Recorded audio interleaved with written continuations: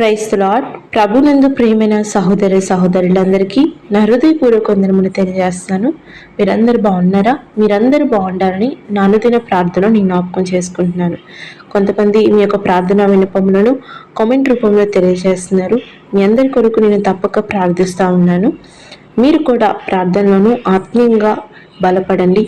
దేవుడు యొక్క దీవెనలు పొందండి. మీకు కనుక ఈ అనుదిన దేవుని వాగ్దానం అనే సందేశము ఆశీర్వాదకరంగాను ఆత్మీయంగాను బలపరుస్తున్న రీతిగా ఉన్నట్లయితే దయచేసి ఈ వీడియోని లైక్ చేయండి, ఛానల్ని సబ్స్క్రైబ్ చేయండి, మీ యొక్క ప్రార్థన విన్నపములను కామెంట్ రూపంలో తెలియజేయండి. ఈ వాక్యాన్ని నలుగురికి ప్రచురింపబడే రీతిగా నలుగురికి షేర్ చేయండి. మిమ్మలను మీ కుటుంబాన్ని దేవుడు దీవించునుగాక. ఆమేన్. Praise the Lord. ఈరోజు నీ కొరకు దేవుని వాగ్దానం కీర్తన గ్రంథము 37వ అధ్యాయము 11వ వచనం. దీనులు భూమిని స్వతంత్రించుకుందరు, బహుక్షేమము కలిగి సుఖించెదరు. ప్రియ సోదరి, ప్రియ సోదరుడా, ఈరోజు కూడా గొప్ప వాగ్దానంతో దేవుడు మనతో మాట్లాడుతున్నాడు. అదేమిటంటే దీనులు భూమిని స్వతంత్రించుకుంటారంట. అవును, ఎవరైతే దీన మనస్కులై దేవుని సన్నిధిలో తగ్గింపు కలిగి ఉంటారో వాళ్ళదే అక్కడ పై చేయిగా ఉంటుంది. ఉదాహరణకి మనకు బైబిల్ గ్రంథంలో ఒక గొప్ప ఉదాహరణ ఉన్నారు. ఎవరైతే దేవుని సన్నిధిలో దీన మనస్కులై తగ్గవలసిన చోట తగ్గి దీన మనస్కులై ఉన్నారో దేవుడు వాళ్ళని హెచ్చించవలసిన చోట హెచ్చించి ఉన్నారు. ఉదాహరణకి బైబిల్లో మనము యోసేపుని చూడొచ్చు. ప్రతి చోట ఎక్కడ తను బానిసగా ఉన్నప్పుడు తను తగ్గవలసిన పరిస్థితి, ఎక్కడ దీన మనస్కుడే ఉండవలసిన పరిస్థితి, ప్రతి చోట కూడా తన దీనత్వాన్ని వ్యక్తపరిచాడు. తను ఒక అధికారిగా ఉన్నప్పటికీ కూడా తన దీన మనస్కుడే ఉన్నాడు కనుక తన యొక్క గర్వాన్ని అహంకారాన్ని ఏమాత్రం కూడా ప్రదర్శించలేదు యోసేపు. అందుకనే దేవుడు అంత ఉన్నతమైన స్థానంలో ఒక దేశానికి అధినేతగా యోసేపుని ఉంచాడు. ఈరోజు ప్రియ సోదరి, ప్రియ సోదరుడా, అసలు రహస్యం అదే.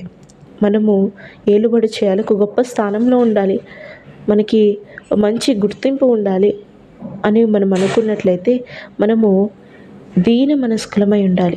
మనము దీనత్వం కలిగి ఉన్నట్లయితే దేవుడు మనము ఎక్కడున్న ప్రదేశాన్ని, మనం ఏ ప్రదేశంలో అవుతున్నామో ఆ యొక్క స్థలాన్ని దేవుడు దీవిస్తాడు మన ద్వారా. అవును ప్రియ సోదరి, ప్రియ సోదరుడా, అక్కడే మన పై చేయగా దేవుడు ఉంచుతాడు. ఎందుకంటే ఎవరైతే దీన మనస్సు కలిగి ఉంటారో దేవుడు వాళ్ళని ఆశీర్వదించాలని ఆశపడుతూ ఉంటాడు. ప్రియ సోదరి, ప్రియ సోదరుడా, ఈరోజు ఒక క్రైస్తవురాలుగా మనకి అహంకారము, గర్వము, డంబం అనేవి ఏమాత్రము తగవు.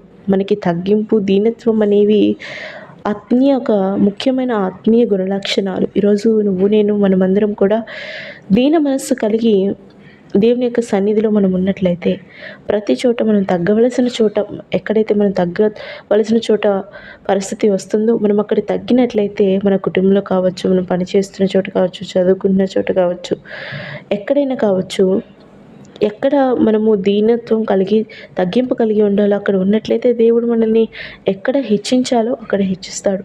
మనల్ని బట్టే అక్కడున్న మనము ఆ స్థలాన్ని దేవుడు దీవిస్తూ ఉంటాడు. మన కుటుంబాన్ని, మన పని చేస్తున్న చోటుని, చదువుకుంటున్న చోటుని, వ్యాపారం చేస్తున్న మన వ్యాపారాన్ని, ప్రతి స్థలాన్ని మన దీన మనస్సును బట్టి ఆయన మనల్ని దాన్ని స్వతంత్రించుకునే యొక్క జ్ఞానాన్ని మనకి దేవుడిస్తాడు. ఇదే సత్యం ప్రియ సోదరి, ప్రియ సోదరుడు. అవును, దేవుని యొక్క ఆత్మీయ జ్ఞానం మనిషికి దీనత్వాన్ని కలుగజేస్తుంది.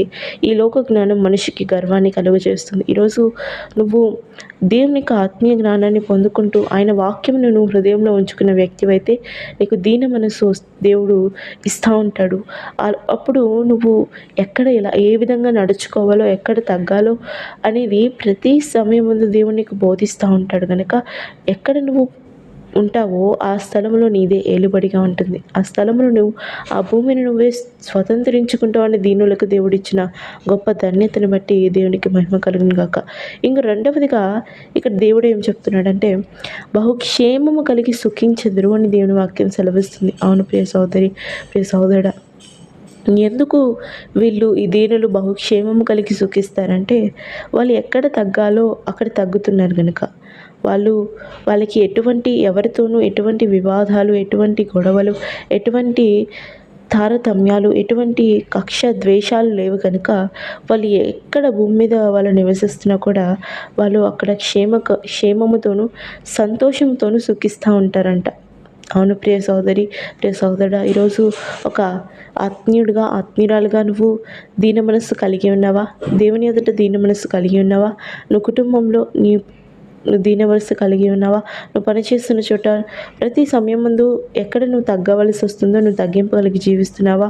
ఒకవేళ అటువంటి ఈ యొక్క గుణలక్షణాలు నీలో ఉన్నట్లయితే దేవుడు ఖచ్చితంగా నిన్ను హెచ్చిస్తాడు. ప్రియ సోదరి, ప్రియ సోదరుడా, ఎలాగైతే యేసుని దేవుడు ఉన్నతమైన స్థలంలో హెచ్చించాడో అదే రీతిగా నిన్ను కూడా నీ యొక్క కుటుంబంలోనూ, నీ పనిచేస్తున్న చోటను, నువ్వు వ్యాపారం చేస్తున్న, చదువుకుంటున్న చోట, ప్రతి చోటను దేవుడు నిన్ను బట్టి దేవుడు ఆశీర్వదిస్తూ ఉంటాడు. ఎందుకంటే నీ యొక్క దీన మనస్సు దేవుడికి ఎంతో ఇష్టం గనుక. అవును ప్రియ సోదరి, ప్రియ సోదరుడా, నువ్వు కూడా అటువంటి దీన మనస్సు కలిగి ఉంటే నువ్వు ఎక్కడ ఉంటే అక్కడ నీదే ఏలుబడి, నువ్వు ఎక్కడ ఉంటే అక్కడ నీదే పైచేయిగా ఉంటుంది. ఈ విధంగా దేవుడు మనందరినీ దీవించునుగాక. ఆమేన్. ప్రేమ కలిగిన తండ్రి, మహోన్నతుడ, నీకే వేలాది స్తోత్రములు చెల్లించుకుంటున్నాం. ఇంతవరకు బిడ్డలతో చక్కగా మాట్లాడిన రీతిని బట్టి వందనములు చెల్లిస్తున్నాం.